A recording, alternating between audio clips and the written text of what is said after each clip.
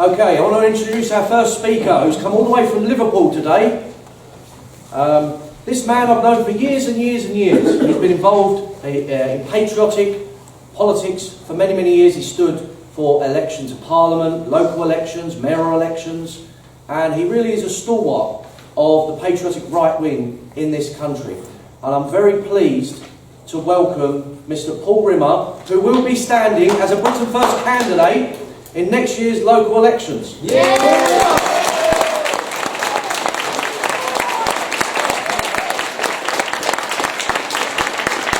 What an amazing week it's been. Absolutely mind-blowing. I mean, how can we carry on without mentioning that? I mean, I read Trump's Twitter account every day. In fact, I put a tweet on my Twitter account 2 days ago and said, Donald Trump's Twitter account is the obligatory oracle of all Christian patriots. And long may it be. Now, my tweets usually get about 300-500 hits, you know, or impressions. That so far, in 4 days, is at 190,000 impressions.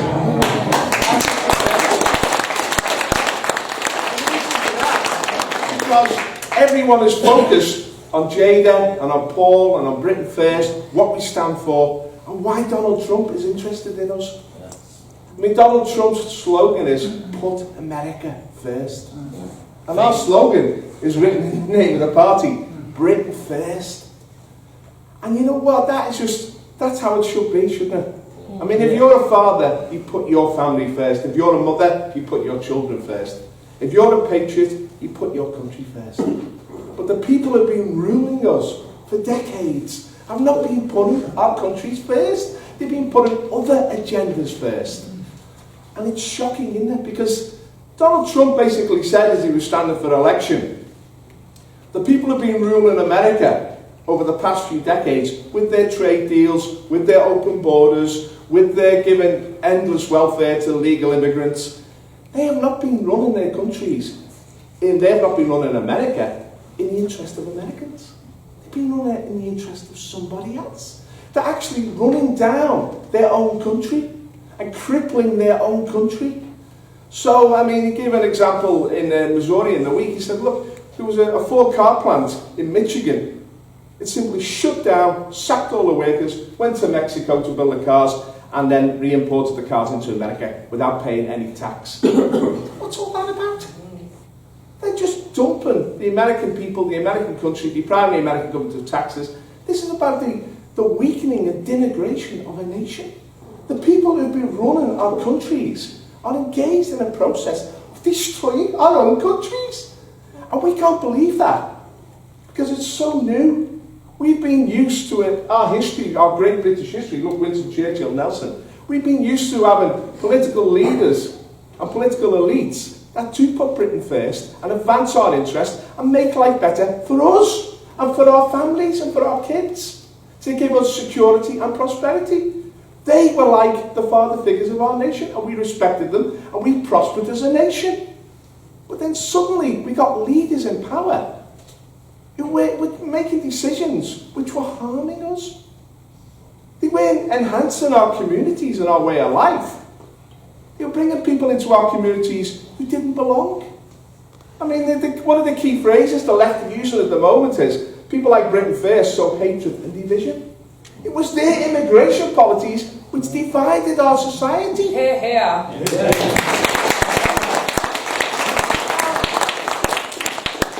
When it was a few Jewish people coming over, or a few Huguenots coming over from France, the Protestants in the 17th century, or even when the West Indians come over, it was something we could cope with, because ultimately these people intermarried and integrated into our society. But now we're faced with something completely different, which is an existential threat to our very nation. This is about our national survival. There's a group that has come amongst us which has no intention of assimilating, which has no intention of joining in our way of life. In fact, they are contemptuous of our way of life. They look down on us. They have come here to take what is ours. They have come here to milk our benefit system for every penny they can steal from us. They have come here to take over our cities, city by city, town by town, to take over our nation. They've come here and they've infiltrated our institutions, including the police service. I mean, there was a case in the week of a girl from Nikki Hurst. Anyone heard of Nikki Hurst? Yeah. A girl from Batley.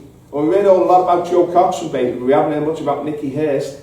She had a split down the middle of the head there. She was attacked by 3 Asian youths, smashed it against the wall. Why? Because she was a white girl. Simple as that. Because they have contempt for our women. Easy meat, they call them. Anyway, Nikki Hurst rang up the police and said, I've been attacked. And the police were blasé. They just put it off. No, you haven't got any descriptions. We're not interested. What was the police officer's name? Mohammed. In control of the law. They infiltrated the institutions of our society. We're in grave danger, folks. Because the scale of immigration and the rapidity with which Islam has taken ground in this country is truly frightening. And it is an ever-increasing threat to each one of us. Because they intend, make no mistake, not just to take everything we've got, but to completely take over and push us out. It's not their intention. They are obliged to do that. That is their faith. Their faith is about taking territory, taking ground for Allah. I went to the mosque in Liverpool. I used to do some Christian street preaching about 10 years ago, and some Muslim guy didn't like what I said, and he came up to me challenging. I said, well, look, you come to my church, listen to this sermon, then I'll come to your mosque and I'll listen to a sermon in the mosque. He said, that would be good, okay, you come along. So I got to the mosque, the imam, the guy stands in the front, starts with the prayers. Allah has given us this country, and every knee in this country will bow at the name of Allah. And I went, wow, this is just a normal mosque. This wasn't extremist. This is what they believe.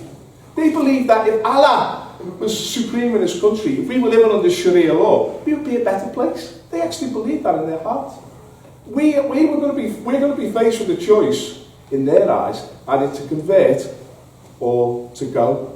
Go in one way or another, but simply to go. Well, they might actually enslave us on the way, but you know, it's not a very enticing proposition, is it? But these people are deadly earnest about taking over, and they've got a time scale. And they want to take over by 2030. And you know who's on their side? Everyone knows Jeremy Corbyn's on their side in the Labour movement. The Labour movement's a powerful movement in this country. But you speak to members of the Labour movement, it's like speaking to mentally ill people. They will not acknowledge what the Muslims are doing. As long as the Muslims vote for them, it's happy-go-lucky. But you know, in Iran, when the Muslims took over, in 1979, when they overthrew the Shah, they took over with the help of the Marxists, the Communist Party of Iran, which was a very powerful party in those days. And the first law the Muslims did when they took over was to say all women must cover their head. And the Communists said, we're not doing that, we're about the liberation of women. Oh no, you must cover your head. In fact, you must wear a hijab, you must cover your body as well. So the women of Iran and Tehran said, we don't like this, we're going to have a big demonstration against this. And they got out on the streets. Hundreds of thousands of Iranian women went on the streets and said, we're not wearing a burqa, we're not wearing a hijab. You know what the Muslims did? They started stabbing the women, stabbing them, killing them. And then they started shooting them. And the communists were put to death in Iran. They were just wiped out. And this is what's going to happen in Britain. If the Labour Party think you've got an ally in the Muslims, one day the Muslims the Islamic community will turn around and bite the backside and destroy them. So it's a total illusion. But they are assisting the Muslims in taking over in this country. But we now know, and Jesus exposed this in Donald Trump last week, that Theresa May is as committed as the Labour Party to the Islamic takeover of this country. They know what's going to happen by 2030. They have experts that tell them what's going on, what the potential is of Islam. The experts are saying to them, look, the British birth rate's collapsing, we've got an aging population, the Muslim birth rate's exploding, they're pouring in, we're letting the immigrants come in, they're going to get more and more power, they're going to grow, it's going to be like a mushroom, it's not going to be like a rocket, it's going to grow, boom, it's going to take over. This is what they're telling Theresa May, the experts, the people who understand demography and politics and how things move. They're saying to Theresa May, by 2030, it's game over, Islam will take over this country. And Theresa May said, well, what shall I do? Well, don't upset the apple cart. Don't disturb the British people by telling them the truth. Let's get a narrative going which lies to the British people. We'll say things like this: we can peacefully coexist. And the real problem is not the Islamic takeover, the fact that we're being dispossessed and replaced in our own country. That's not the problem. The problem is people who break this narrative, who speak the truth. They're the problem. They are fascist, racist, extremist, monsters, blah, blah, blah. If you speak the truth now, if you speak the truth, we've all been raised to say, you know, when you're a kid, your mum and your parents say to tell the truth. You speak the truth now, you see what's happened to Jada. You know, I've been arrested twice by the police. If you speak the truth now, you lose your job. You know, we have rallies, people turn up the rallies. They may take a picture and try and get you sacked from your work. This is a weird situation we're in. But there's guys here from Poland, there's probably people from other parts of Eastern Europe who lived under communism, that knew under communism, if you spoke the truth, you get a knock on the door, taken to the police station, and you just disappear. I mean, Stalin did it to millions and millions of people. Now, the British people are going along with this intimidation and coercion because they can't really see an alternative. They can't see a voice which is strong enough to challenge this narrative. Because it's not only Theresa May, of course, who's going along with this Islamic takeover.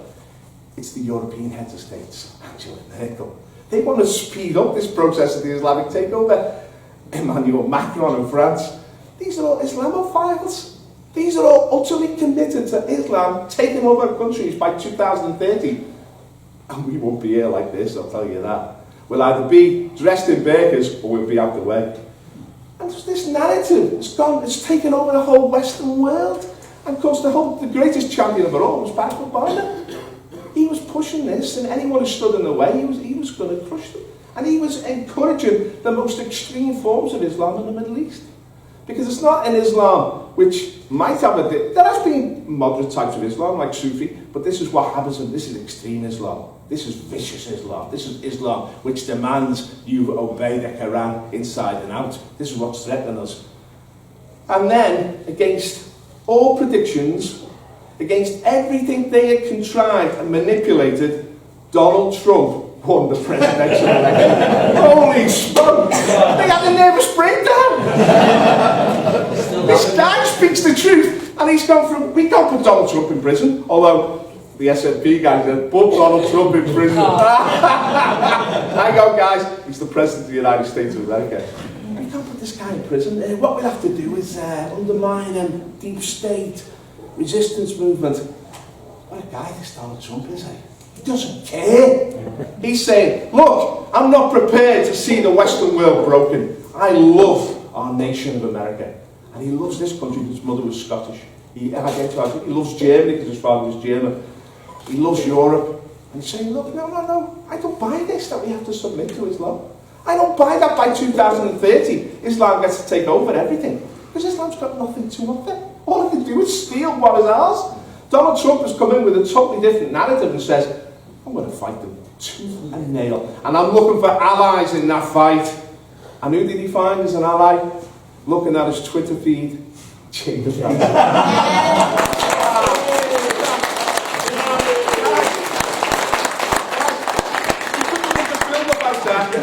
You couldn't get a Hollywood director to put that together. You couldn't get a novelist to write a novel about that. I was just so crazy. I believe, and I'm a Christian, I believe that was God. I believe we're standing for something really important. Yeah. We're standing for goodness, for the Christian message. Because Islam, at its bottom line, is an evil, vicious, tyrannical faith which controls people.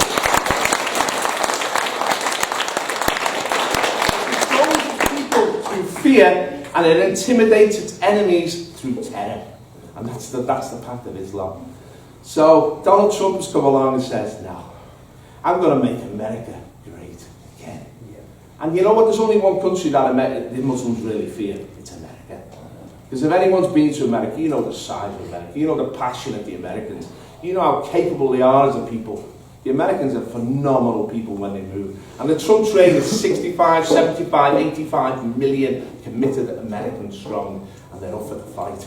And they've seen what Jada said, they've seen what Paul said. He said, these guys are allies, because they're godly people. Now, we've got an organisation called For Britain, which I want to credit. I'm really glad that organisation's formed.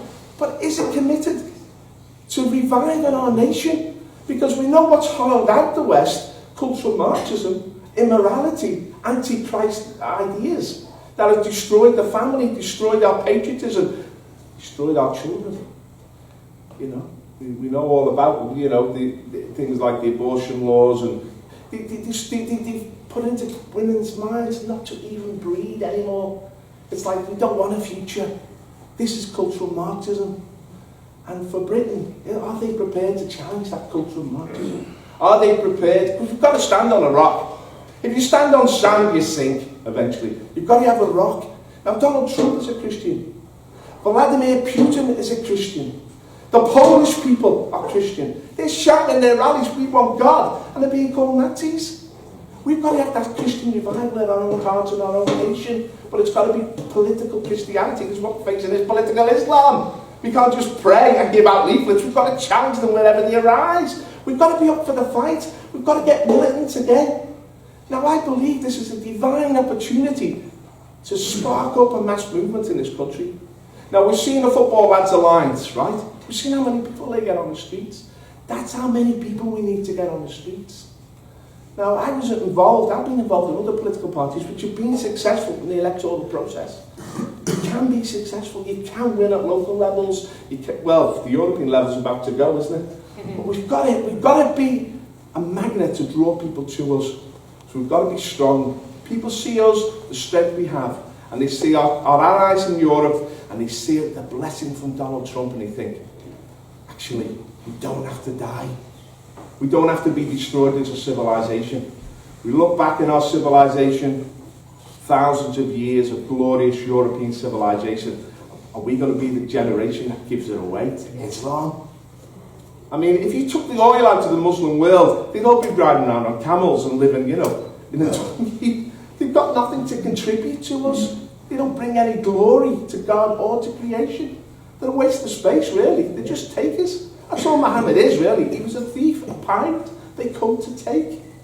Now, we have to resist that. We have to be the real resistance. And we've got the President of the United States on our side. And what an ally that is.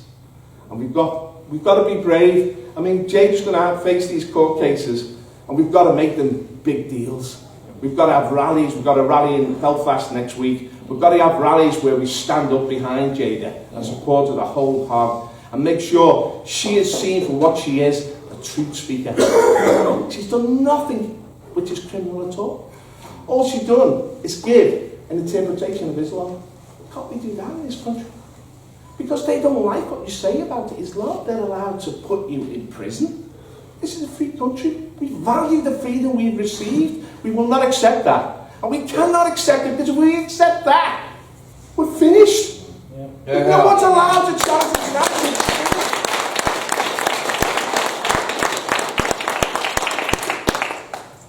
You know what I see sacrifice here. I see people who are willing to sacrifice so much for the cause, for our future, for our children. And, you know, I see so much. That's what we've got to have, that sacrificial heart. We will go the extra mile for this movement, and we will triumph.